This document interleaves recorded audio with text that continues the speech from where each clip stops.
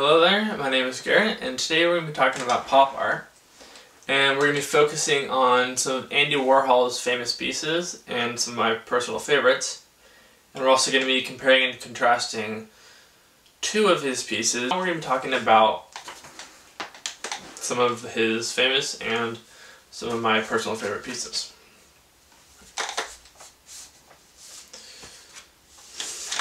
The first piece is this piece. And if you know what this is, then you may have taken a psychology class or not. It's a pretty well-known type of psychology, and it's technically art. One of his pieces. It's a Rorschach piece, and they use it to analyze people and what they think about stuff and how they see things.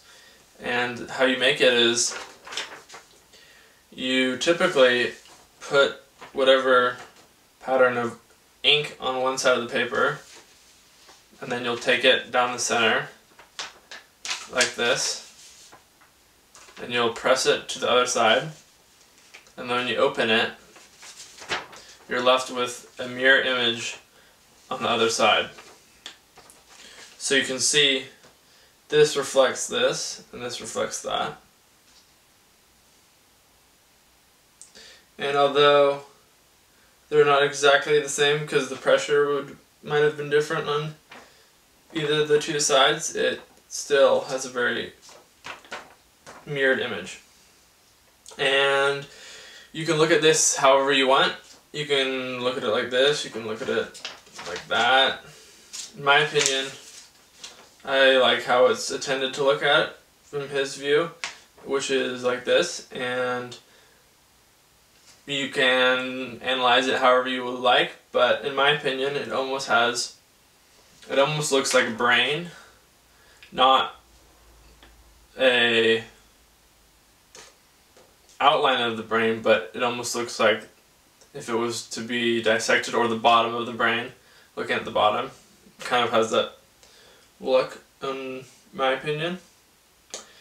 And then if you want to look at it like this, it almost looks like a bug, or if you really wanted to be analytical about it, you could say it almost looks like a face. But then you're going to have to do more squinting, and you could spend all day seeing different things in this picture or ones like it. But it was something that stood out for me because I'm also in a psychology class, and I immediately recognized that what it was, and I just thought it was interesting that he chose to do this for one of his pieces.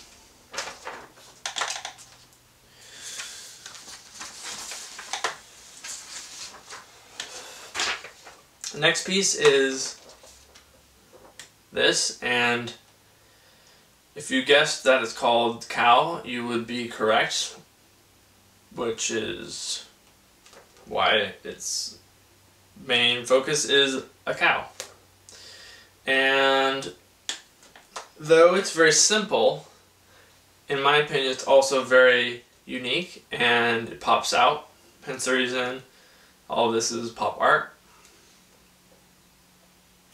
I like how he used bright yellow and a maroonish, bright reddish color, sort of a pinkish, maroonish, however you look at it, color for the cow, which really stands out and makes the cow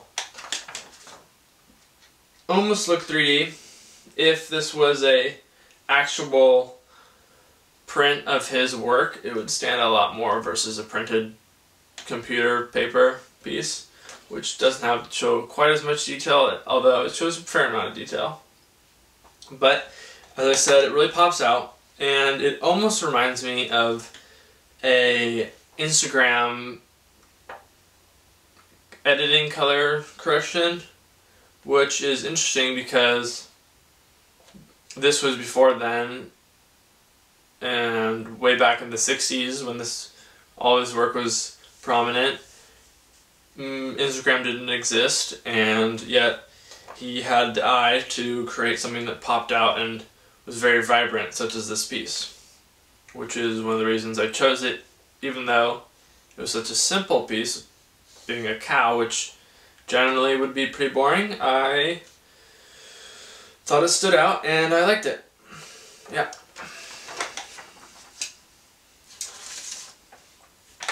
Alright, wait. Before we do that, we're going to talk about this piece, which is Campbell's condensed tomato soup piece. And you would probably recognize this Campbell's tomato soup can print. And if you've been in any art class before throughout high school or college, you've probably seen one of these. And I did not know that he had many variations of this. For example, which I do not have a print of, he also has one which is almost a negative of this, which if you know what that is, it would just be the opposite. So when you're developing film, it would be the subject. If it's white, if it's light, it would be black. So, and there's a lot of history behind these pieces, and they simply stand out to me, and I just enjoyed them and their simplicity of them. Yet also they are very different for their time, and there was not a lot like this out then, and it helped a lot with advertising and kind of gave that push in the direction it's taken today, and with everything, how in your face everything is. Alright, and now we're going to be comparing and contrasting two pieces. First piece is these two guys, which, similar to the Campbell's tomato soup can print, same idea. This would be, for example, this would be the original piece which I showed you, and this would be the other piece. So you can see how the colors kind of flip a little bit. So, same concept, same idea. So they're two of the same prints, yet he just changed the colors on them. And if you guessed that these are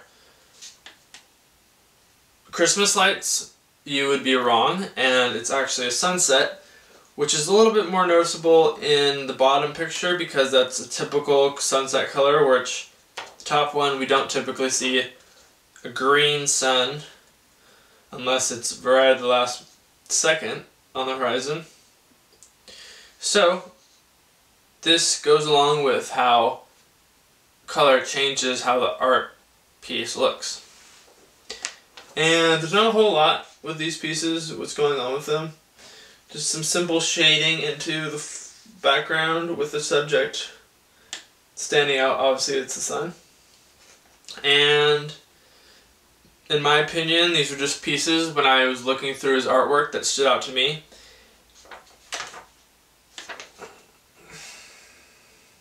And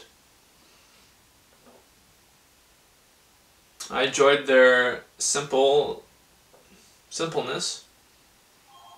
Yeah. Alright. See one of these tomato soup cans. Maybe you'll think of pop art, where when you look at advertising, you'll think of pop art. It's all around you, whether you know it or not. And after looking more into pop art, you'll notice that things in stores, cereal boxes, everything is pop art influenced, and Andy Warhol had a big part of that. So, thank you, and that'll be all.